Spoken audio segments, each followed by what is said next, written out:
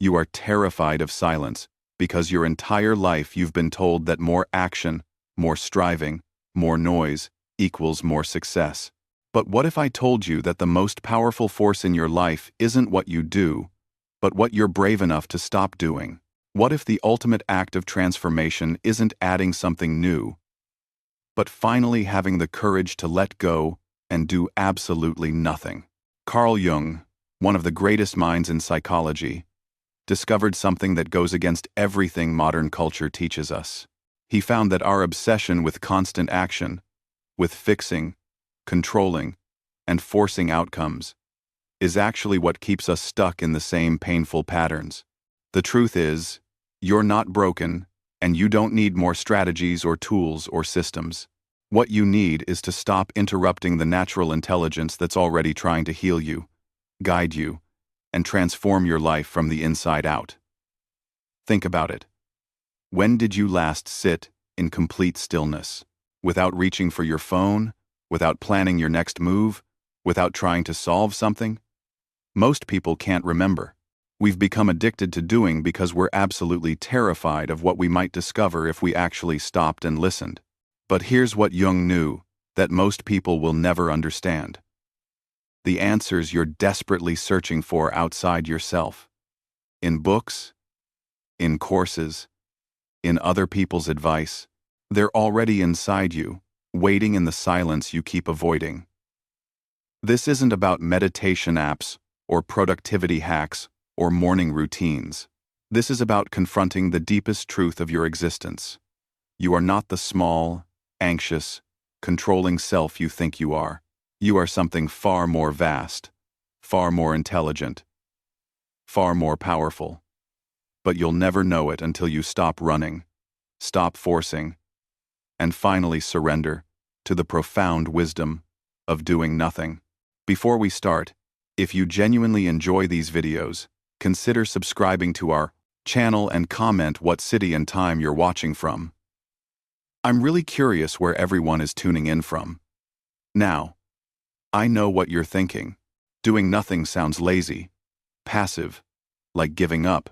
You've been conditioned to believe that if you're not constantly moving, constantly achieving, constantly improving, then you're falling behind. You look at your life right now and see all the problems that need fixing, all the goals you haven't reached, all the versions of yourself you haven't become yet, and the thought of doing nothing feels irresponsible, maybe even dangerous. But here's what I want you to understand: the exhaustion you feel, the anxiety that keeps you up at night, the sense that no matter how hard you try, nothing really changes. That's not because you're not doing enough. It's because you're doing too much of the wrong things. You're interfering with a process that doesn't need your interference. You're trying to control what can't be controlled. And in doing so, you're blocking the very transformation you desperately want. Jung spent decades studying the human psyche, and what he discovered was revolutionary. He found that inside every person is what he called the self, capital S, an organizing principle that's far wiser than your conscious mind, far more intelligent than your ego. This self is constantly working to bring you into wholeness, into integration, into alignment with who you really are. But here's the problem. Your ego, that small, scared, controlling part of you, keeps interfering. It thinks it knows better. It thinks it needs to manage everything, fix everything, force everything into place. And so you end up in this exhausting loop. You set goals based on what you think you should want, based on what society tells you success looks like, based on comparing yourself to others. You push and strive and hustle. And even when you achieve those goals, you feel empty because they weren't actually aligned with your true nature. Were the ego's goals, not the self's calling. What Jung is inviting you to do is radical. He's asking you to trust something deeper, to stop trying to force your life into a shape that looks good from the outside, and instead, to listen to the quiet intelligence that's trying to guide you from within. This isn't passive. This is the most courageous thing you can do, because it requires you to give up the illusion of control that you've been clinging to your entire life. Let me be clear about what you're going to get from this video. I'm going to show you how to recognize when you're operating from ego versus self, how to stop the exhausting patterns of control and force, and how to align with the natural intelligence that's already inside you. I'm going to share Jung's most profound insights about the psyche, insights that have transformed my own life and the lives of countless others, and I'm going to give you specific, practical ways to cultivate the kind of stillness, receptivity that allows real transformation to happen.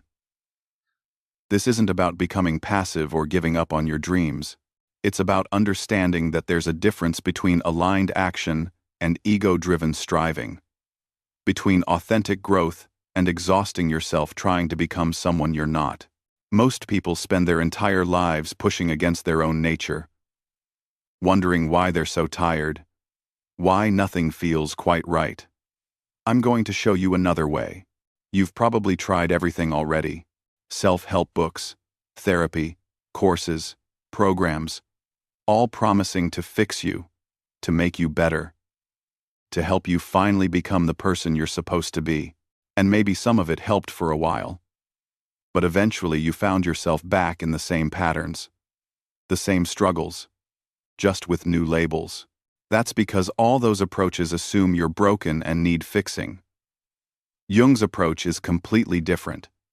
It assumes you're already whole, already complete, but you've just lost touch with that wholeness because you've been listening to the wrong voice. The wrong voice is the one that says you need to be more, do more, have more, to be worthy. The wrong voice is comparison, shame, fear, the constant nagging sense that you're not enough as you are. That voice keeps you in perpetual motion, always chasing, never arriving. And the tragedy is, the more you listen to it, the further you get from your true self. Jung discovered this in his own life. And I want to tell you that story because it's so important to understand. At the height of his career, Jung was successful by every external measure. He was a respected psychiatrist, a colleague of Freud, published, admired, on track for even greater achievement. But inside, he was falling apart. He felt disconnected, lost, like he was living someone else's life. And here's what most people would do in that situation. Try harder, set bigger goals, look for the next achievement that would finally make them feel whole. But Jung did something completely different. He stopped. He withdrew from much of his professional life. He spent time in solitude, in nature, in deep introspection. He started paying attention to his dreams, his inner images, the voices and visions that emerged when he finally got quiet enough to listen. His colleagues thought he was losing his mind. By conventional standards, he was wasting his potential, throwing away his career. But Jung understood something profound. He had to descend into the darkness, into the unknown parts of himself, if he wanted to find his true path. He called this period his confrontation with the unconscious, and it lasted years. It was painful, disorienting, terrifying at times. He encountered parts of himself he didn't want to see, shadow elements he'd been running from his entire life. But he didn't try to fix them or push them away.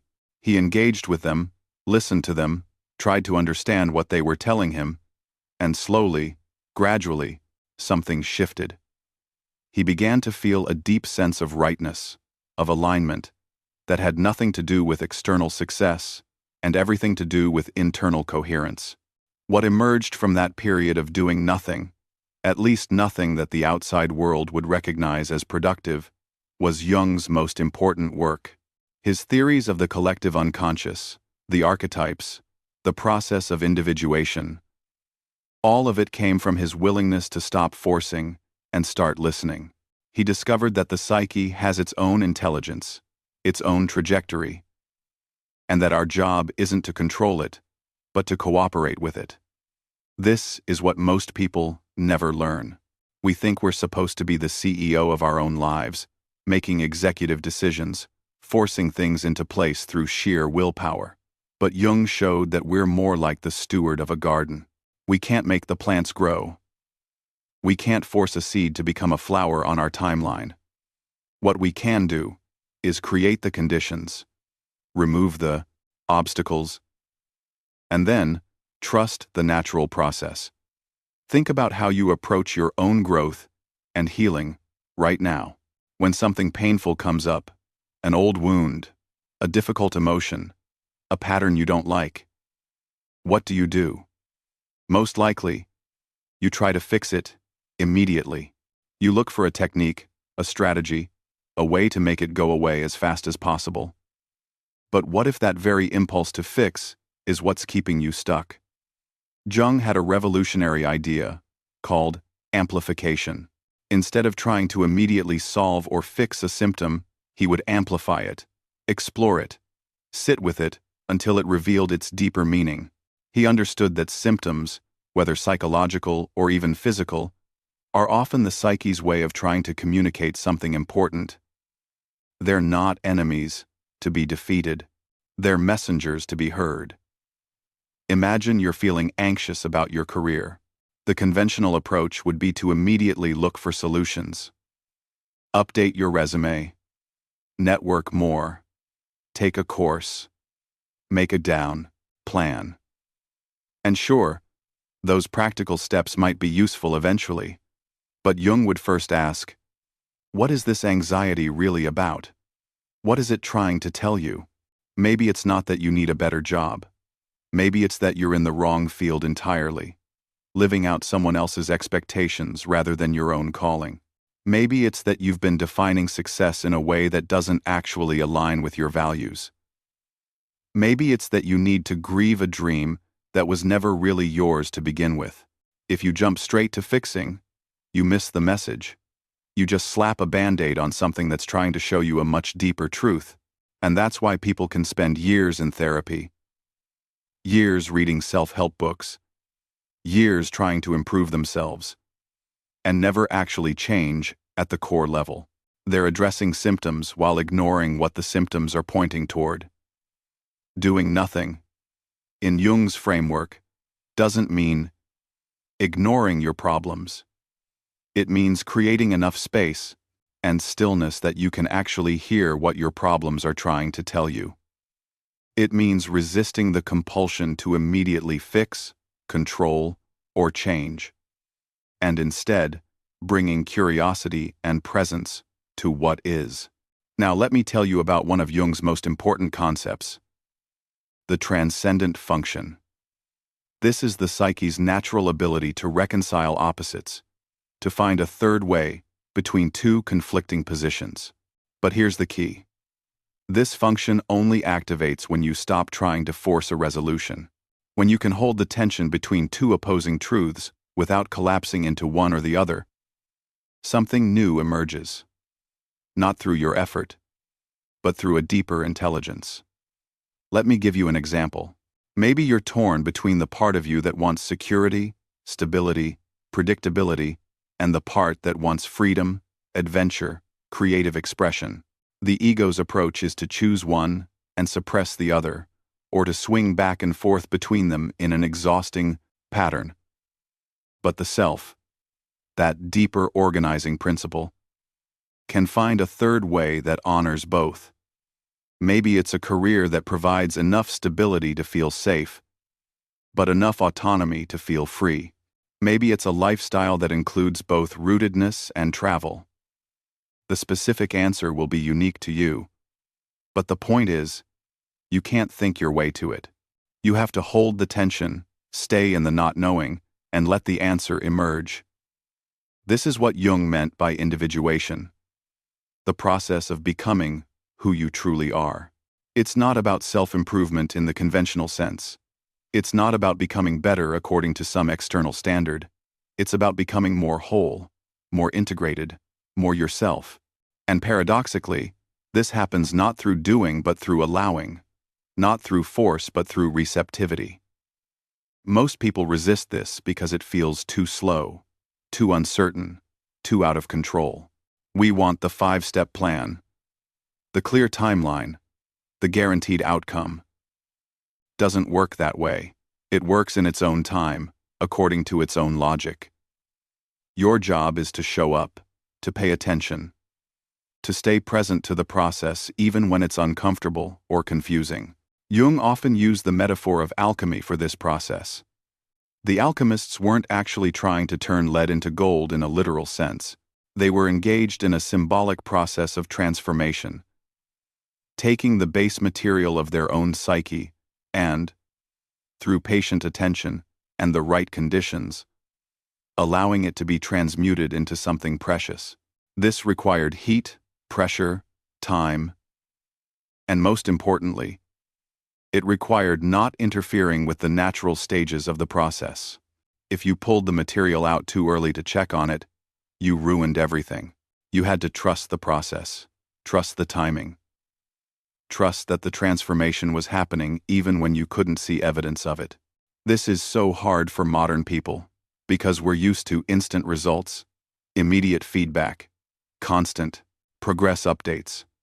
But real transformation, the kind that changes you at the soul level, doesn't work on that timeline. I want to talk about dreams for a moment because this was one of Jung's greatest contributions, and it's directly related to the practice of doing nothing. Dreams are the psyche's way of communicating when your conscious mind, your ego, finally shuts up. In sleep, you're not trying to control or direct anything. You're completely receptive, and in that receptivity, the unconscious can show you things you need to see, things your waking mind is too busy or too defended to notice. Jung spent hours with his patients, exploring their dreams, not to analyze them in some detached intellectual way, but to engage with them, to let them unfold and reveal their wisdom. He taught people to approach their dreams with curiosity and respect, as you would approach a wise teacher who speaks in a different language. You don't dismiss the dream because it seems weird or illogical.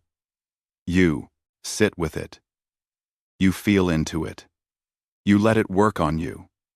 The same attitude that Jung brought to dreams, you can bring to your waking life. Instead of constantly narrating, interpreting, judging, controlling every experience, what if you approached your life more like a dream? What if you brought that same quality of curious receptivity to your emotions, your impulses, your challenges? What if you trusted that there's a deeper intelligence orchestrating things, and your job is to cooperate with it rather than overriding it? This is where most people get stuck. They hear this idea of trusting a deeper intelligence and they think it sounds nice in theory, but in practice, they don't actually trust it. They say they want to surrender, to let go, to trust the process. But the moment things don't go according to their plan, the moment life gets uncomfortable or uncertain, they grab back control. They return to the old patterns of forcing, fixing, managing, because at least that feels like they're doing something. But Jung would say that this very impulse, this need to always be doing something, is a defense against the anxiety of not knowing.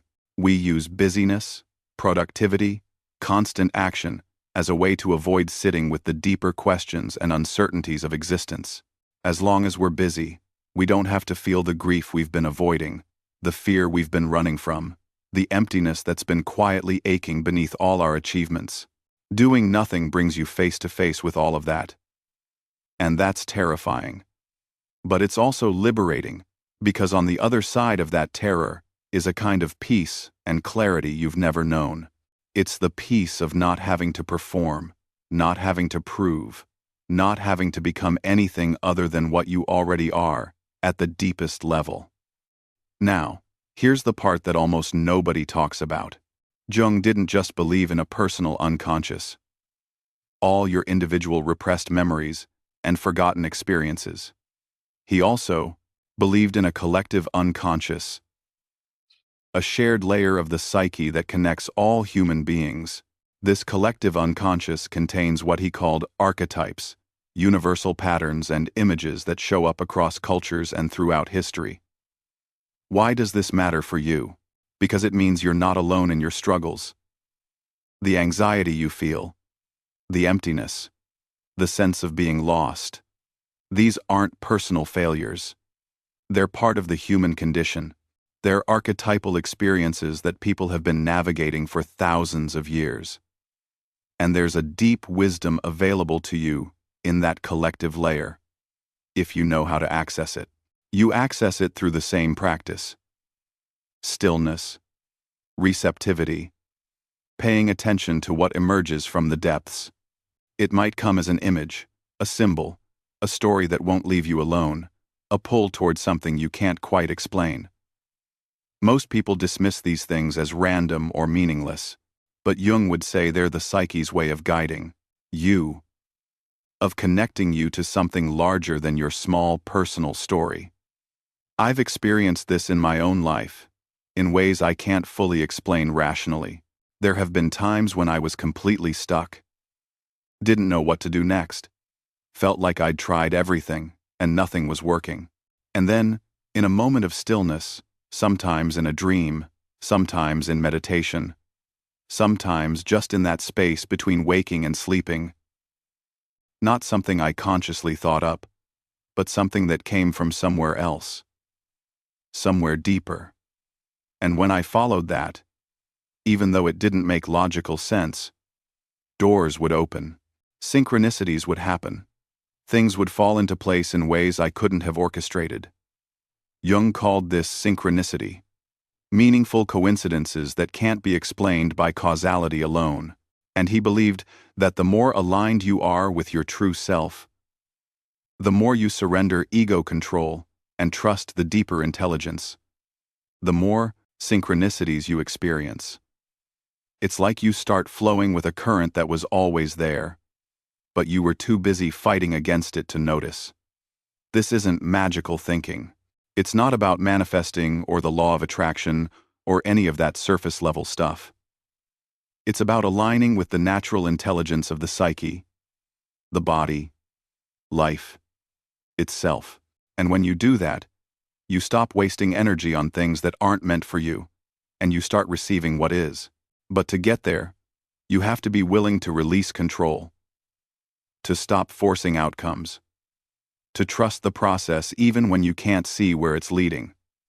This is doing nothing at its deepest level. Not laziness, not passivity, but profound trust. Let me talk about the shadow for a moment, because this is one of Jung's most important and most misunderstood concepts. The shadow is all the parts of yourself that you've disowned, repressed, pushed into the dark because they didn't fit with how you wanted to see yourself or how others wanted to see you. Maybe it's your anger, your selfishness, your sexuality, your ambition, your laziness, whatever you decided was unacceptable. Most approaches to personal growth are about becoming better, more positive, more enlightened. But Jung understood that you can't become whole by only developing the light. You have to reclaim the shadow. You have to bring what's been hidden into consciousness, not to act it out in destructive ways, but to integrate it, to own it, to recognize that it's part of you. And here's the paradox. The more you try to force yourself to be only good, only positive, only light, the stronger the shadow becomes. It doesn't go away just because you ignore it. It leaks out in unconscious ways. Passive-aggressive behavior, projections onto others, sudden, inexplicable outbursts, or it turns inward and becomes depression, numbness, a sense of being cut off from your own vitality. Doing nothing, in this context, means stopping the exhausting, the project of trying to be perfect, trying to only embody the acceptable parts of yourself. It means creating enough space and safety that you can actually look at your shadow without judgment, without immediately trying to fix or change it. Just seeing it, acknowledging it, understanding what it needs. Sometimes the shadow contains not just negative traits, but positive ones you've disowned because they felt too big, too much, too threatening. Maybe you've repressed your power because you saw it used destructively by others and decided it was bad. Maybe you've hidden your creativity because someone shamed you for it once. Maybe you've denied your need for connection because vulnerability felt too dangerous. All of that is waiting in the shadow, and it takes enormous energy to keep it pushed down. When you finally stop forcing, when you create the stillness and safety to let it emerge, there's a tremendous release of energy. Suddenly you have access to parts of yourself you forgot existed. You feel more alive, more whole, more real. Jung had a practice he called active imagination, and this is one of the most powerful tools I can give you. It's a way of engaging with the unconscious directly, without the ego trying to control or interpret everything. You enter a state of relaxed attention, almost like daydreaming but more intentional. And you allow images, figures, scenes to arise. Then, instead of just observing passively, you interact with them. You ask them questions. You listen to their responses. You let a dialogue unfold. This might sound strange if you've never done it, but it's remarkably powerful. The figures that emerge, they represent different parts of your psyche, different energies, different perspectives, and by engaging with them in this way, you're facilitating the conversation between conscious and unconscious, between ego and self. You're allowing the psyche to reorganize itself from within. The key is, you can't force it. You can't decide, in advance, what should happen or what the outcome should be. You have to be genuinely receptive, genuinely open to being surprised, even disturbed, by what emerges. This is doing nothing in action. You're not making anything happen. You're creating the conditions and then getting out of the way. I want to share a practice Jung used in his own life that might be helpful for you. When he was in the midst of his confrontation with the unconscious, when he was overwhelmed and didn't know if he was losing his mind, he started building. He would go down to the lake near his house and build structures out of stones, like a child playing. He didn't do it for any particular reason or with any goal in mind. He just did it because it felt right. Because something in him needed to create in that simple, unplanned way. This practice, this play, became a kind of meditation for him. It got him out of his head, out of his need to understand and analyze everything. It connected him to something more primal, more instinctual. And often, while he was building, insights would arise, not through thinking but through the body, through the hands, through the act of creating. You don't have to build stone structures, obviously, but the principle applies. What's something you could do that's not goal-oriented, not productive in any conventional sense, but that feels right to you? Maybe it's drawing, gardening, walking in nature, cooking, playing music, anything where you can get out of your head and into your body, out of doing and into being. This is another form of doing nothing. You're not trying to accomplish anything or become anything. You're just allowing yourself to be fully present in the activity, to let it work on you in whatever way it needs to.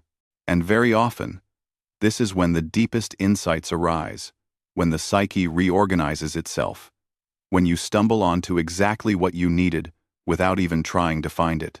Jung also talked about the importance of solitude, real solitude. Not just being alone with your devices and distractions, but actual time with yourself in silence. This is so countercultural because we've been taught that being alone is lonely, that we should always be connected, always available, always stimulated.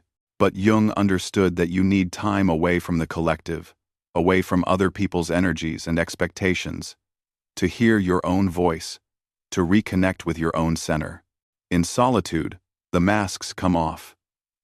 You don't have to perform any role or maintain any image. You can just be, without commentary, without judgment. And in that raw, undefended space, the truth emerges. The truth about what you really want, what you really feel, what you really believe, underneath all the conditioning. Most people avoid solitude because they're afraid of what they'll find there.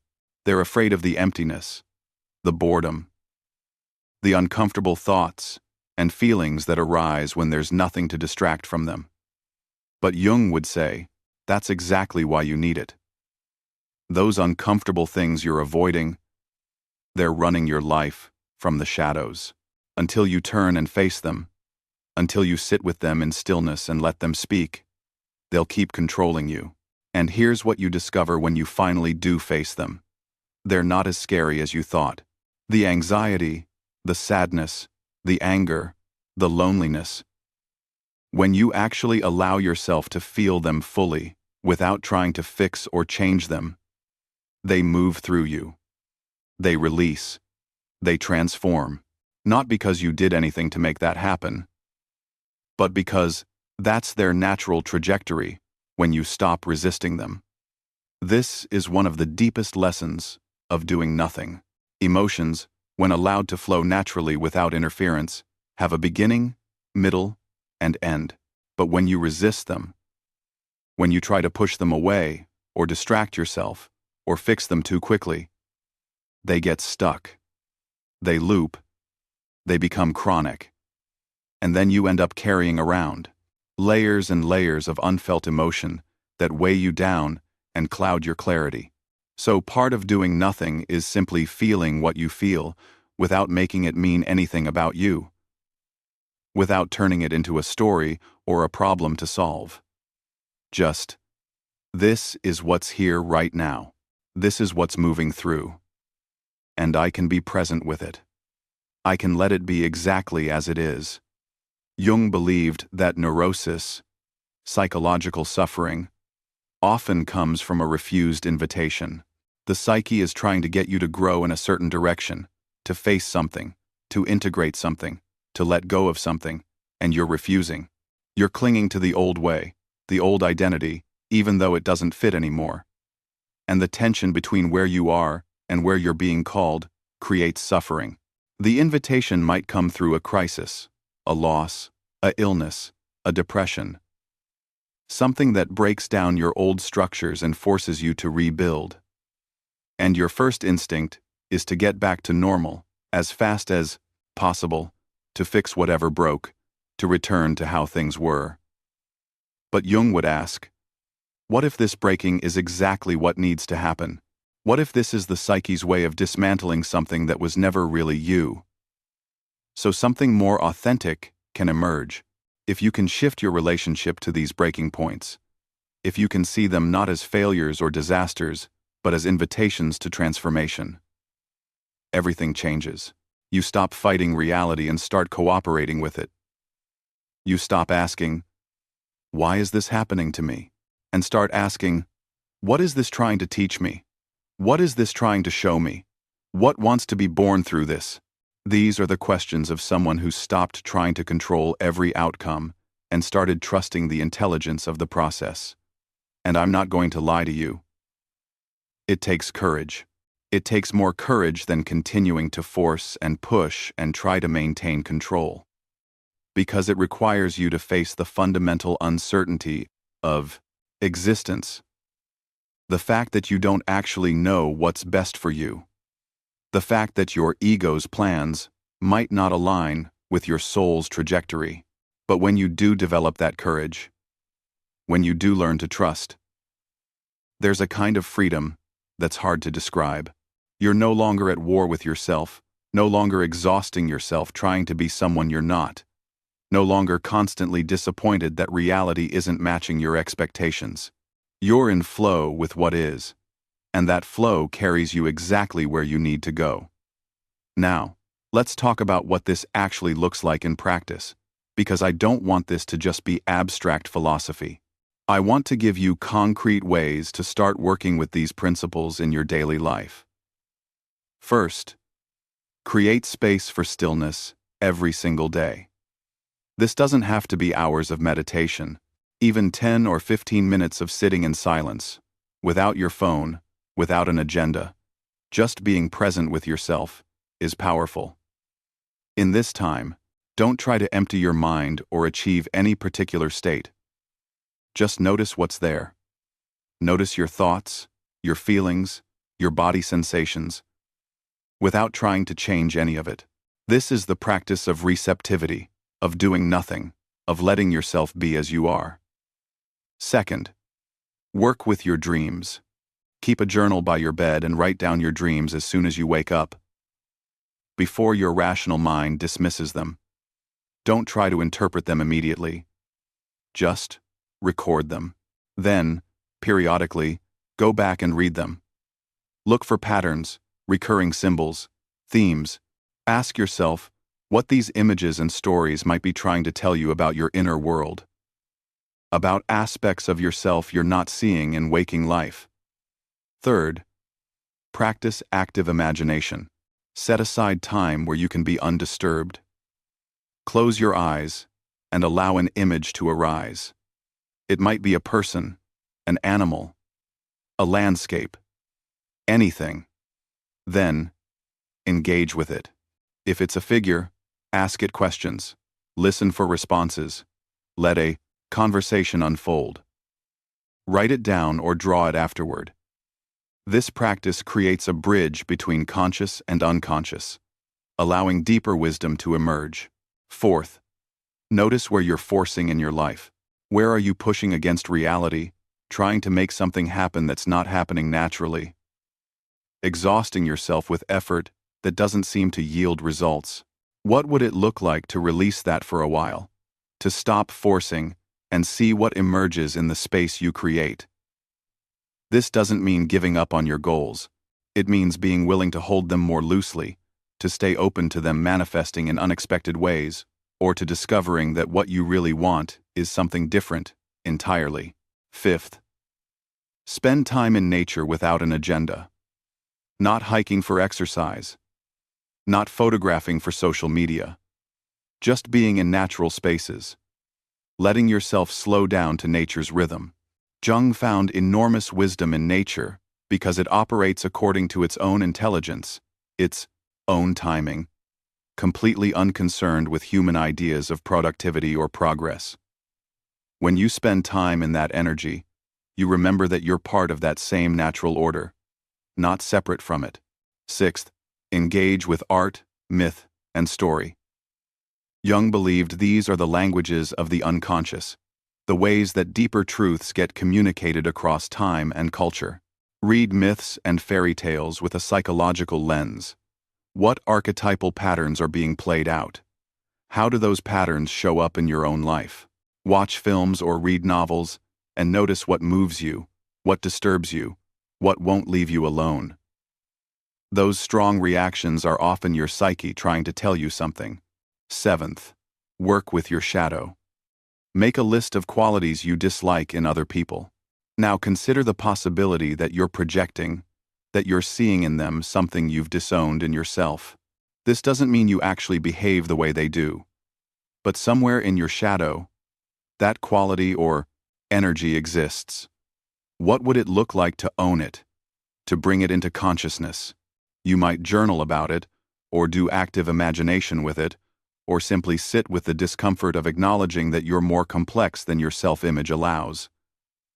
Eighth, slow down your responses. When something happens that triggers an emotional reaction, before you immediately react or try to fix it, pause. Take a breath. Create a little space between stimulus and response. In that space, ask yourself, what is this really about? What's the deeper need or fear underneath this reaction?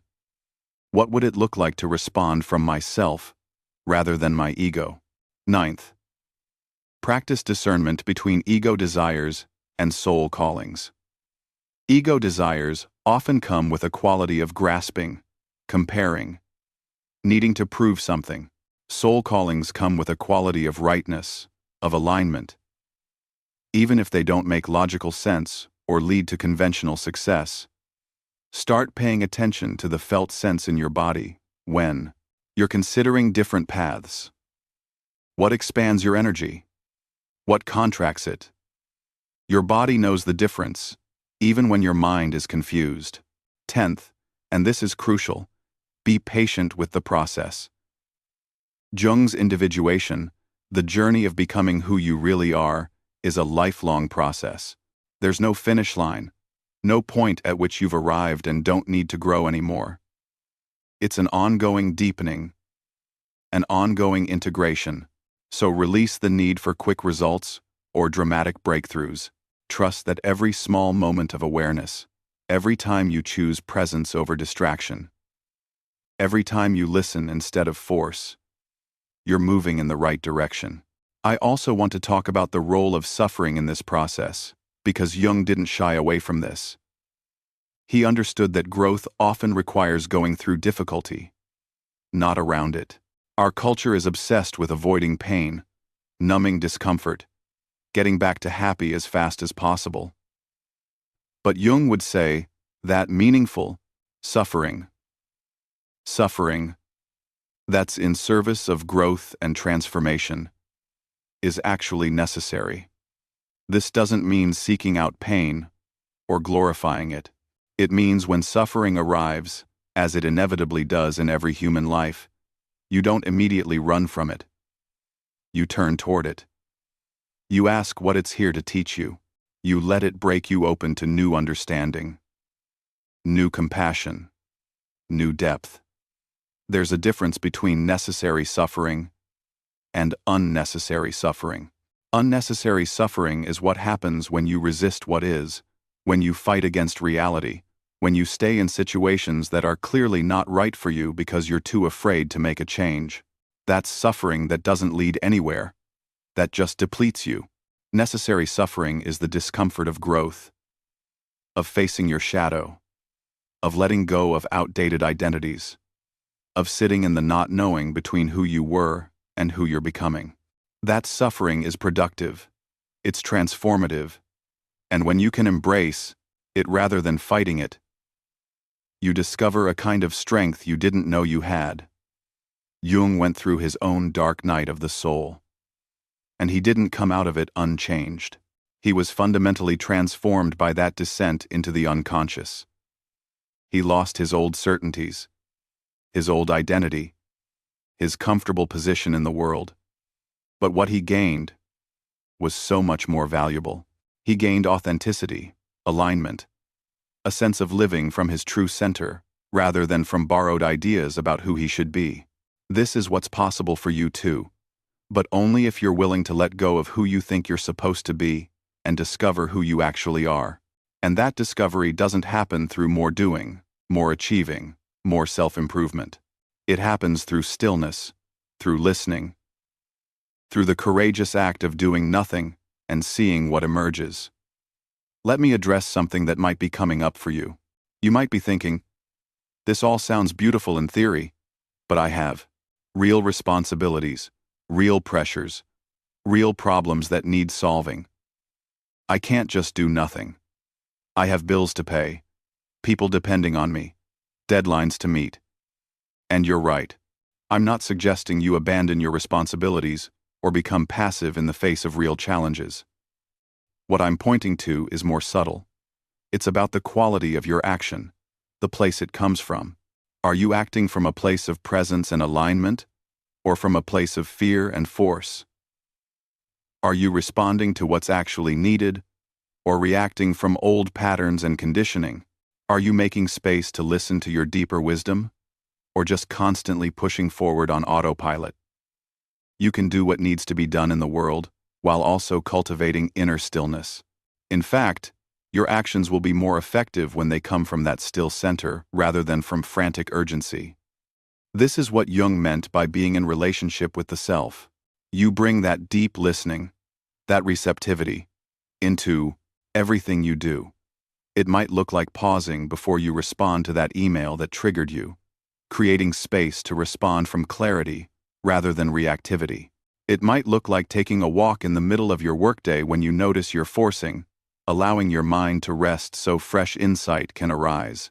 It might look like saying no to opportunities that look good on paper but don't feel aligned, trusting that something better will emerge.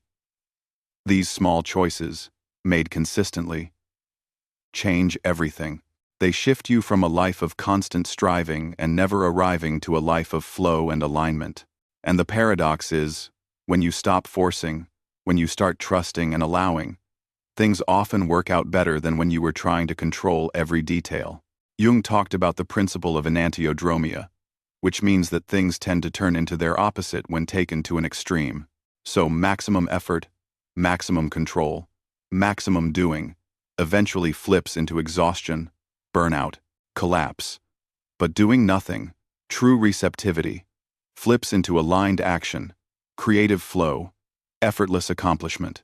Not because you stopped caring, but because you started cooperating with the natural intelligence that's orchestrating everything. I've seen this in my own life, over and over. The times when I've been most productive, most creative, most in flow, are not the times when I was pushing the hardest. They're the times when I was most aligned, most present, most willing to let things unfold in their own way and timing. And the times I've been most stuck, most exhausted, most frustrated, are the times when I was trying to force outcomes, control variables, make things happen through sheer willpower. This is the great irony. We think more effort equals more results, but beyond a certain point, more effort actually creates worse results. It's like trying to fall asleep. The harder you try, the more awake you become. But when you let go of trying, when you just relax into the present moment, sleep comes naturally.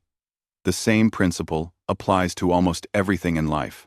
Now, let me bring this back to Jung's concept of the self one more time because it's so central to everything I'm sharing with you. The self, remember, is that organizing principle that's wiser than your ego, that's trying to guide you toward wholeness and integration. And one of the ways the self communicates is through what Jung called the symbolic life. We've lost touch with symbols in modern culture. We want everything literal, explicit, scientifically proven. But symbols speak to a deeper layer of the psyche. They carry meanings that can't be fully translated into rational language. And when you learn to live symbolically, when you pay attention to the images, stories, and synchronicities that show up in your life, you're opening a channel of communication with the self. This might look like noticing that a particular animal keeps appearing in your life, in dreams, in nature, in conversations, and asking what that animal symbolizes for you. It might look like being drawn to a particular myth or fairy tale, and exploring what archetypal pattern it's illuminating. It might look like recognizing that you keep encountering the same challenge in different forms, and asking what this recurring pattern is trying to teach you. When you engage with life at this symbolic level, everything becomes richer, more meaningful. You're no longer just living on the surface, reacting to circumstances, checking boxes. You're participating in a deeper story, your soul's story, the unique journey of becoming who you were always meant to be. And here's what Jung knew that I want you to understand. That journey, that becoming, is not about reaching some final destination. It's about the ongoing process of growth, integration, transformation. Every stage of life brings new challenges, new invitations to grow, new aspects of yourself to integrate. The goal isn't to finish, to arrive, to become perfect. The goal is to stay engaged with the process, to keep listening, to keep allowing the self to guide you deeper into your own truth. This is why doing nothing is so powerful, because in the stillness, in the not striving, you create space for the next stage of your journey to reveal itself. You stop living on autopilot, repeating the same patterns, and you start living consciously, intentionally, in alignment with your deepest nature. Let me share one more story from Jung's life that I find incredibly moving. Late in his life, he built a tower, a stone house by the lake, where he could retreat and work and reflect. He built it with his own hands, adding to it over many years. It wasn't about the finished structure. It was about the process of building, the meditation of working with stone, the symbolic act of creating a physical representation of his inner work. He said that the tower represented his innermost thoughts and knowledge, the things he couldn't fully express in words, but could only hint at through this symbolic creation. And in that tower, in that space he'd created for himself, he did some of his deepest work, his deepest reflections on the nature of the psyche, the self, the meaning of human existence. You might not build a literal tower, but what's the equivalent for you? What's the space, the practice, the symbolic act that represents your commitment to your inner work, to becoming who you really are? Maybe it's a daily ritual, a creative practice, a place in nature you return to. Anything that serves as a container for your journey. The point is to make it real, to not just think about this stuff in abstract terms, but to embody it, to give it form in your life. Because that's when transformation actually happens. Not in the realm of ideas, but in the lived reality of your choices, your actions, your daily engagement with your own depths. As we start to come toward the end of our time together, I want to bring all of this into a few essential truths that you can carry with you. First, you are not broken, and you don't need fixing. You're engaged in the lifelong process of becoming whole, of integrating all the parts of yourself, light and shadow, conscious and unconscious. Trust that process. Trust the intelligence that's guiding it from within. Second, doing nothing, true receptivity, is not passive. It's the most courageous act you can engage in, because it requires you to give up the illusion of control and trust something deeper. In that trust, in that surrender, real transformation happens. Third, your symptoms, your struggles, your difficulties are not enemies. They're messengers. They're the psyche's way of trying to get your attention, to show you where you're out of alignment, where you need to grow. Listen to them. Sit with them. Let them reveal their wisdom. Fourth, you have access to a depth of wisdom that goes beyond your personal experience. The collective unconscious, the archetypal realm, is available to you through dreams, symbols, stories, synchronicities. Pay attention. Notice what your psyche is trying to communicate. Fifth, the journey of individuation, of becoming who you really are, is not about conforming to an external ideal. It's about discovering and expressing your unique essence, the person only you can be. This requires letting go of borrowed identities, inherited expectations, all the ways you've been trying to be who you're not. Sixth, embrace the paradoxes. Growth happens through stillness. Strength comes through vulnerability. Freedom comes through acceptance. You don't need to resolve these paradoxes intellectually. You need to live them, to hold the tension, to let a third way emerge. Seventh, be patient with yourself. This work takes time. There will be periods of darkness, confusion, not knowing. That's part of the process. Don't try to rush through it. Don't judge yourself for being where you are. Just keep showing up, keep listening, keep trusting. And finally, eighth, remember that you're not doing this alone. You're part of something larger, connected to the entire human story, to everyone who's ever walked this path of awakening to their true nature. Draw strength from that. Know that your individual journey is also a contribution to the collective evolution of consciousness. So here's what I want to leave you with. The most powerful thing you can do right now is nothing. Stop trying to force your life into a predetermined shape. Stop exhausting yourself trying to become someone you're not. Stop running from the silence, the stillness, the empty spaces where your soul is trying to speak to you. Instead, create space. Get quiet. Listen. Pay attention to your dreams, your body, your emotions. The synchronicities that show up when you stop forcing. Trust that there's an intelligence far wiser than your ego that's trying to guide you. And your job is not to override it but to cooperate with it. This doesn't mean you become passive or stop caring about your life.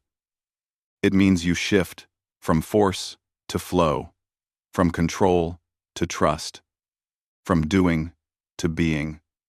And in that shift, everything changes. Not because you made it change, but because you finally stopped interfering with the natural intelligence that was trying to transform you all along. You are enough as you are right now, not because you've achieved anything or proven anything or become anything, but simply because you exist. The work is not to become worthy. The work is to remember that you already are. To strip away everything false and reconnect with the truth of who you've always been, underneath all the conditioning and performance and pretending. And when you do that, when you finally come home to yourself, you'll discover something remarkable. The peace you've been searching for, the fulfillment you've been chasing, the sense of rightness and alignment you've been longing for. It was never out there. It was always inside you, waiting for you to stop long enough to notice. So, stop. Be still. Listen. Trust.